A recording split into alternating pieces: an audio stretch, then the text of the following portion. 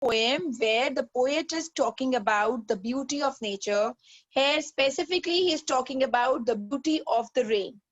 The first stanza says, "And who art you?" said I to the soft falling shower, which, strange to tell, gave me an answer, as here translated. So the poet is questioning the rain. Who are you? He questioned this thing to the soft falling shower, the falling rain. And in a strange manner, the rain replied back. It said, "I am the poem of earth. I am the poetry of earth," said the voice of the rain. "Eternal I rise, impalpable, out of the land and the bottomless sea." So the rain says, "I am the poetry of earth." Just like the poetry has its own music, it has its own rhythm, it is beautiful. It is the way the poet expresses himself. So poetry is generally considered to be very beautiful, right? So the rain says, "I am the poetry of the earth. I am the song of the earth. Eternal I rise, never ending." Eternal means never ending. I rise eternally, never ending. Impalpable means which cannot be described, which is beyond description. Out of the land and the bottomless sea. As I told you other day, we need to recall the water cycle, how the water cycle takes place, how rain is formed. The sea water or the moisture from the land, it evaporates and rises high into the sky to form clouds. These clouds, when they are filled with water, the water cools down in them. They again they are converted back into water. They are filled with water.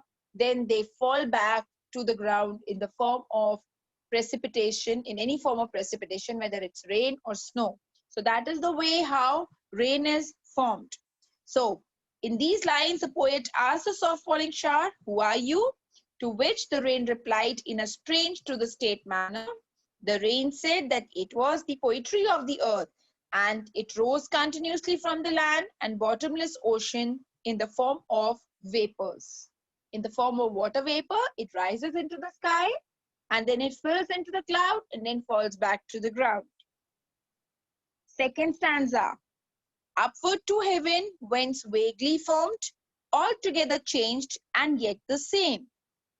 So, upward to heaven, the water in the form of water vapor rises to heaven. Whence, whence here means where it is vaguely formed, not clearly. Water vapors are in the form of clouds, right? So they are vaguely formed. Clouds do not have any shape. They are unclear. So altogether changed. They're altogether changed. This form changes from water to water vapor. So it is completely changed. But yet and yet the same. Originally, it is the same. There is no change. It is the same water which changes into water vapor. Again, it cools down and changes into water. So it is altogether changed in its form, but yet it is the same. "I descend to lave the dross, atomies, dust layers of the globe." Descend. Descend means come down.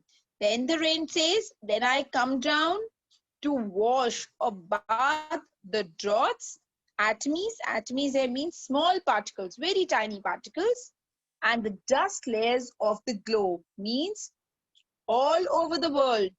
I wash or bath away atomies, the dry lands, and the dust layers, where there is mud, where there is dust everywhere, that all the area, raindrops wash it away. "And all that in them without me was seeds only, latent, unborn." Now, we all know that for crops, for plants, raindrops are required. Rain is a must, is an essential. Today also, though we are not completely dependent on rain, but yes, still for crops, we need rainwater.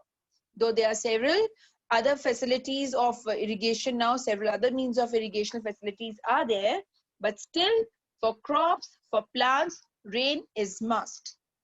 So the rain says that all that in them without me was seeds only.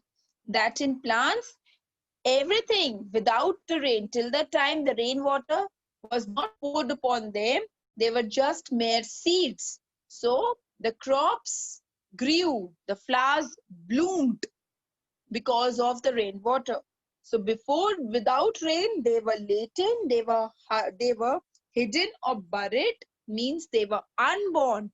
Only after the falling of the raindrops, the crops grew, the flowers bloomed, and there was greenery everywhere, right? So here the rain emphasizes on the growing of the plants because of the raindrops, its impact on the plant kingdom, right?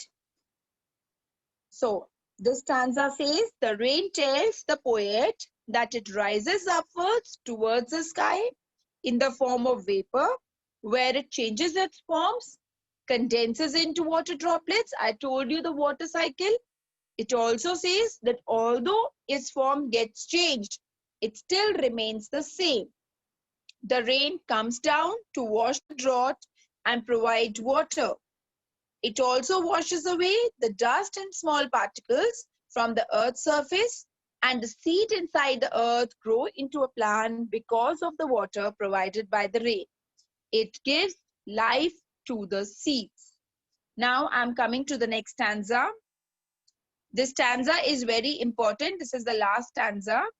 And forever, by day and night, I give back life to my own origin and make pure and beautify it. For song issuing from its birthplace after fulfillment and wandering, wrecked or unwrecked, duly with love returns. Now, and forever by day and night, I give back life to my own origin. That's true. If we recall water cycle once again, water is taken by because of the sun's heat, water from the water bodies evaporates and rises high into the sky in the form of water vapor. Then it cools down and is formed and is filled in clouds. The clouds, when they get heavy, they fall back in the form of rain, right? So, and forever by day and night, I give back life to my own origin. Rain says that I give back life to my own self. This cycle continues. So it is destroyed, it again gives back to its origin and make pure and beautify it. And make pure and beautify it. So it beautify it. So wrecked or unwrecked, duly with love returns. Wrecked or unwrecked means whether cared for or not cared for, it doesn't affect the rain, not the poet, if someone listened to the rain or not. So here the poet is basically conveying the bonding between himself and the rain. He says that the rain is beautiful. The rain says, I am beautiful. It's not concerned whether somebody is paying attention or not. It is busy with its own poetry, the poetry of the earth, and coming to the earth, collecting in the river bodies, evaporating, going back into the clouds, falling again. So this origin of the rain, its cycle, it continues, and rain is involved in it every time. The rain says that by day and night, it provides life, care, enrichment, and water to the place from where it originated. The rain keeps enhancing the beauty and purity of the earth by preparing a life cycle for itself again. So what it gives the earth in its life cycle, that is beauty and purity. And yes, the flowers, the plants also grow because of the rain. The rain is like a song that originates from its birthplace, just like the heart of the singer. This line, for song issuing from its birthplace after fulfillment in wandering. So it's like the heart of the singer travels to fulfill the earth's needs and then wanders. So it finally comes back to the place from where it originated, whether it is ruined or not. It is generally believed that once a raindrops fall on the ground, it is ruined, it is finished, it is destroyed. But it returns to the original player position with a lot of love to its birthplace. So again, the cycle goes on. When this rainwater is collected in the water bodies, it again evaporates, goes to the clouds, fall back again, and this goes on and on, right?